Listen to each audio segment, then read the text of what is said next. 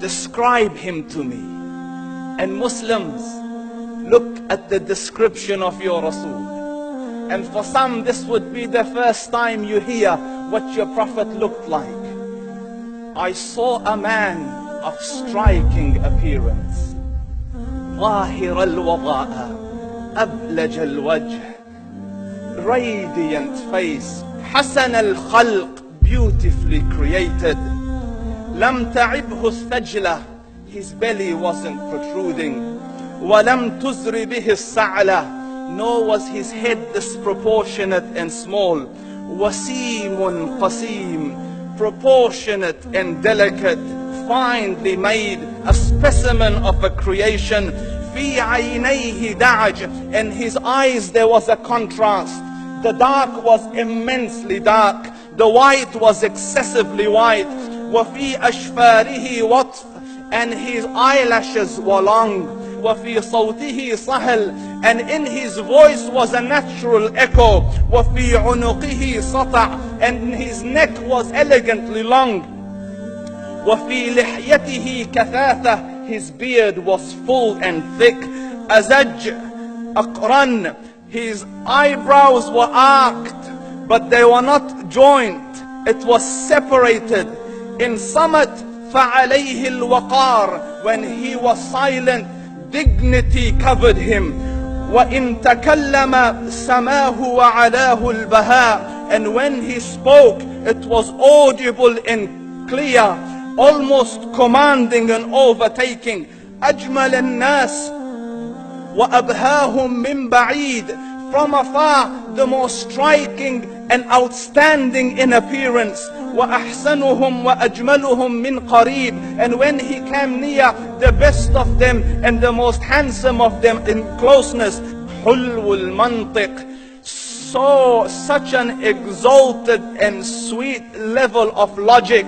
Like when he used to speak, it was so coherently logical, it was smooth and easy to understand.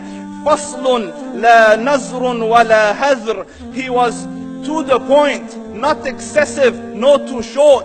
كأن منطقه خرزات نظم يتحدرن, his logic, his utterances, his words were like jewels coming out of a necklace, calculated, polished, one after the other, it would flow magically. ربعة, he was medium in height. Your eye didn't have to strain to look up at him, nor was it tedious to look down at him. He was a comfortable sight to look at.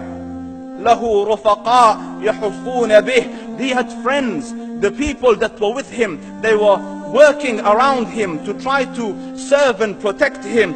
إن قال سمعوا لقوله, when he used to say something, they used to hearken to what he used to say. وإن أمر تبادروا إلى أمره, when he commanded, they used to compete to fulfill the command. This is Muhammad Rasulullah. This is Muhammad Rasulullah. Anas ibn Malik says, he says, I came out one night,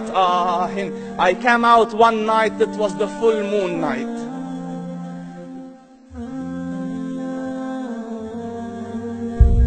And I looked at the moon, and in the desert, understand, the moon is an awesome sight. It is smooth, it is radiant, it is clear, it is gentle compared to the scorching sun of which they are used to. So the moon was the epitome of beauty. So he says, I came out at a full moon night and I looked at the moon and I saw it, beautiful, handsome. So I said, let me go see if the moon is more handsome or my Prophet is more handsome. Let me see if that is more beautiful or the Prophet is more beautiful. So I went and I saw him standing afar. So I looked at his face and I looked at the moon, and I looked at his face, and I looked at the moon, and I looked at his face, and I looked at the moon, and he said, Wallahi, he was more handsome than the moon in its entirety. That is just the look of your Rasul.